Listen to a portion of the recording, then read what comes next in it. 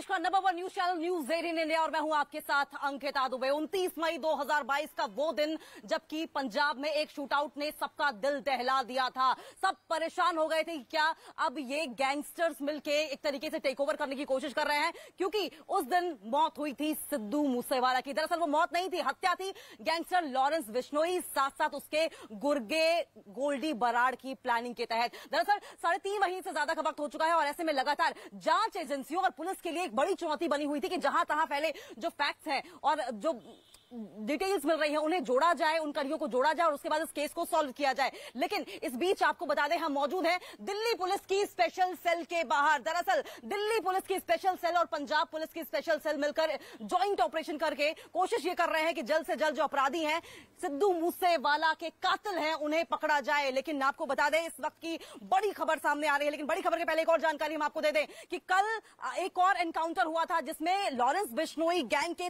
3 जो शूटर्स हैं, 3 जो अपराधी हैं, उन्हें पकड़ लिया गया है। लेकिन बड़ी खबर इस वक्त की आपको बता दें, सिद्धू मूसेवाला मर्डर केस में जो 6 शूटर्स थे उनमें से जो एक शूटर बच गया था, दीपक मुंडी, और उसके 2 गुर्गों को गिरफ्तार कर लिया गया है, नेपाल बॉर्डर से गिरफ्तार किया गया। ये बड़ी अपडेट सामने आ रही है। दिल्ली पुलिस और पंजाब पुलिस की स्पेशल सेल ने ये ज्वाइंट ऑपरेशन चलाकर उन्हें नेपाल बॉर्डर से गिरफ्तार कर लिया गया है। जानकारी के मुताबिक वो नेपाल बॉर्डर से कजाकिस्तान भागने के फिराक में थे, लेकिन नेपाल में छिपे काफी दिनों तक रहे थे। उसके बाद वो इंडिया आए, उन्होंने गुजरात में, साथ साथ रायपुर में, साथ साथ इंदौर में कई जगहों पर पनाह ली, लेकिन उसके बाद दोबारा वो इसी फिराक में थे कि वो वापस नेपाल भाग जाएं। लेकिन उसके पहले ही उन्हें धर दबोचा गया। आपको बता दें कि दीपक मुंडी की लगातार सहायता करते रहे हैं, हेल्प करते रहे हैं राजेंद्र और साथ साथ कपिल पंडित भी, जिन्हें गिरफ्तार किया गया है दीपक मुंडी के साथ।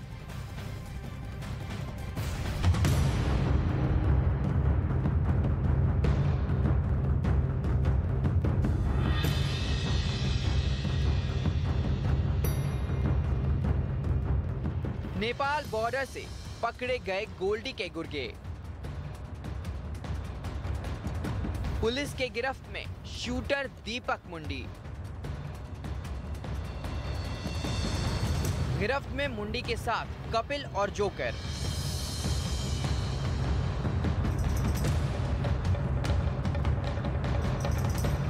मूसेवाला हत्याकांड के फरार शूटर को पकड़ने में पुलिस को बड़ी कामयाबी हाथ लगी है। शूटर दीपक मुंडी के साथ उसके 2 साथियों कपिल पंडित और राजेंद्र और जोकर को भी पश्चिम बंगाल से सटे नेपाल बॉर्डर से पुलिस ने गिरफ्तार किया। सिद्धू मूसेवाला पर शूटर दीपक और उसके दोनों साथियों ने ही ताबड़तोड़ गोलियां बरसाई थीं। दिल्ली पुलिस की स्पेशल सेल और पंजाब पुलिस की एंटी गैंगस्टर टास्क फोर्स के ज्वाइंट ऑपरेशन में इन तीनों को धर दबोचा गया। सिद्धू मूसेवाला हत्याकांड का जो फरार शूटर था दीपक मुंडी, इसके अलावा कपिल पंडित जो एक एसोसिएट था और राजेंद्र, इन तीनों को जो एंटी गैंगस्टर टास्क फोर्स है, सर ये 3 लोगों को गिरफ्तार किया। क्या कहना चाहेंगे सर? देखिए यहाँ पर देखिए स्पेशल सेल ये तीनों गैंगस्टर को यहाँ पर लेके आई है। देखिए ये तीनों शूटर यहाँ पर हैं। कुछ कहना चाहेंगे आप सिद्धू मूसेवाला हत्याकांड पर? और देखिए यहाँ पर एसीपी हृदय भूषण जी भी हैं और देखिए ये पूरी टीम है स्पेशल सेल की एंटी गैंगस्टर टास्क फोर्स की, जिसने नेपाल बॉर्डर से भारत नेपाल बॉर्डर से जो तीनों आरोपी हैं सिद्धू मूसेवाला हत्याकांड के, इनकी गिरफ्तारी कर ली है। यह ज्वाइंट ऑपरेशन था एंटी गैंगस्टर टास्क फोर्स और दिल्ली पुलिस स्पेशल सेल का, और जिसमें देखिए दीपक मुंडी ये 6वां शूटर था। तीनों शूटर नेपाल में शेल्टर लेकर रह रहे थे। खुफिया इनपुट के बाद पुलिस ने तीनों को धर दबोचा। पुलिस सूत्रों की माने तो मूसेवाला हत्याकांड में वांटेड शूटर दीपक मुंडी अपने 2 साथियों के साथ नेपाल से कजाकिस्तान भागने की फिराक में था। इसमें देखिए दीपक मुंडी ये 6वां शूटर था जिसकी तलाश सरगर्मी से की जा रही थी। बताया जा रहा है कि ये तमाम लोग गुजरात गए, रायपुर गए, इंदौर गए, विदिशा गए, उसके बाद ये नेपाल में ही लगातार शेल्टर लिए हुए थे और उसके बाद बड़ी कामयाबी जो है हासिल की है। तीनों आरोपियों की गिरफ्तारी के बाद पुलिस की स्पेशल टीम चंडीगढ़ होते हुए सीधे मानसा लेकर पहुंची। हम आपको सीधी दिखा रहे हैं, वो लेकर के ये देखिए यहाँ से कनेक्टिंग फ्लाइट है इनकी, और ये नेपाल में ही लंबे वक्त तक रुके हुए थे और उसके बाद इनकी गिरफ्तारी हुई है। इस पूरे मामले में करीबन 20 से ज्यादा लोगों की गिरफ्तारी अब तक दिल्ली पुलिस और पंजाब पुलिस ने मिलकर की है। चार्जशीट भी जो है वो मानसा कोर्ट में दाखिल हो चुकी है, लेकिन दीपक मुंडी इसमें 6वां शूटर था जिसकी सरगर्मी से तलाश की जा रही थी। और देखिए ये एक बड़ा ऑपरेशन था सिद्धू मूसेवाला का, जिस तरह से मानसा में हत्या हुई थी और उसके बाद से कपिल पंडित जो सचिन बिश्नोई का एसोसिएट था उसने लगातार शेल्टर दिलाई और उसके बाद लंबे वक्त से नेपाल में ये शूटर्स और इनके एसोसिएट जो है वो छुपे हुए थे, जिनकी अब दिल्ली पुलिस स्पेशल सेल और पंजाब की एंटी गैंगस्टर टास्क फोर्स ने गिरफ्तारी कर ली है। पुलिस का दावा है कि पकड़े गए तीनों शूटरों को गोल्डी बराड़ से मूसेवाला हत्याकांड के गिरफ्तार शूटर प्रियव्रत फौजी ने मिलवाया था। एक अफवाह और पकड़े गए शूटर। क्या है शूटरों का बच्चा चोर कनेक्शन? मूसेवाला के हत्यारे कैसे पकड़े गए, ये भी अपने आप में एक दिलचस्प किस्सा है। असल में नेपाल में गांव वालों ने सिद्धू मूसेवाला के कातिलों को बच्चा चोर समझकर पहले तो जमकर पीटा, फिर इन्हें पुलिस के हवाले कर दिया। पुलिस की जांच में सामने आया कि ये तीनों कोई बच्चा चोर नहीं बल्कि हाई फाई सिद्धू मूसेवाला के मर्डर केस के आरोपी हैं। सूत्रों के मुताबिक मूसेवाला के हत्यारे भारत से नेपाल की सीमा में दाखिल होने के लिए झापा नाम के गांव पहुंचे थे, जहां लोगों ने इन्हें बच्चा चोरी गैंग का सदस्य समझ लिया। उधर दिल्ली और पंजाब पुलिस ने शूटर दीपक मुंडी की धरपकड़ के लिए कई दिनों से नेपाल की सीमा के पास सर्च ऑपरेशन चलाया हुआ था। शूटरों की गिरफ्तारी के साथ ही गैंगस्टर गोल्डी बराड़ के नेपाल कनेक्शन का भी पर्दाफाश हुआ है। आरोप है कि इन तीनों का गैंगस्टर गोल्डी बराड़ ने ही नेपाल की सीमा पर झापा इलाके में छिपने का बंदोबस्त किया था। नेपाल के झापा से ही इन तीनों को पुलिस ने गिरफ्तार किया। लंबे वक्त से पुलिस हत्याकांड को अंजाम देने वाले इन तीन आरोपियों की तलाश में जुटी थी। गैंगस्टर गोल्डी बराड़ शूटर दीपक मुंडी, कपिल और राजेंद्र के लगातार संपर्क में था, जिस फोन से गोल्डी बराड़ से आरोपी बात करते थे। गिरफ्तारी से ठीक पहले उसे बड़ी ही चालाकी के साथ आरोपियों ने कहीं गायब कर दिया।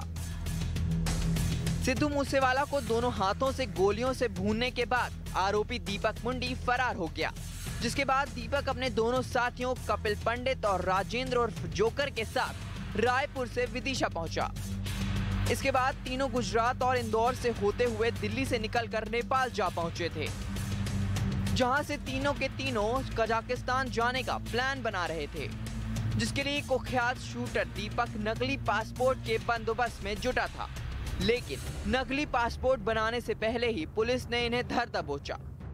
सूत्रों का दावा है कि दिल्ली पुलिस की स्पेशल सेल और पंजाब पुलिस फर्जी पासपोर्ट बनाने वालों की तलाश में जुटी है। इस हाई प्रोफाइल हत्याकांड में शामिल तीन शार्प शूटर प्रियव्रत फौजी, अंकित शेरसा और कशिश उर्फ कुलदीप को दिल्ली पुलिस पहले ही गिरफ्तार कर चुकी है और दो शूटर एनकाउंटर में ढेर हो चुके हैं। वहीं सितंबर की शुरुआत में हत्याकांड में एक संदिग्ध को अजरबैजान और दूसरे को केन्या से हिरासत में लिया गया था। पुलिस ने मूसेवाला हत्याकांड की चार्जशीट में साजिश का मुख्य आरोपी कनाडा में रह रहे गैंगस्टर गोल्डी बराड़ को ही बनाया है।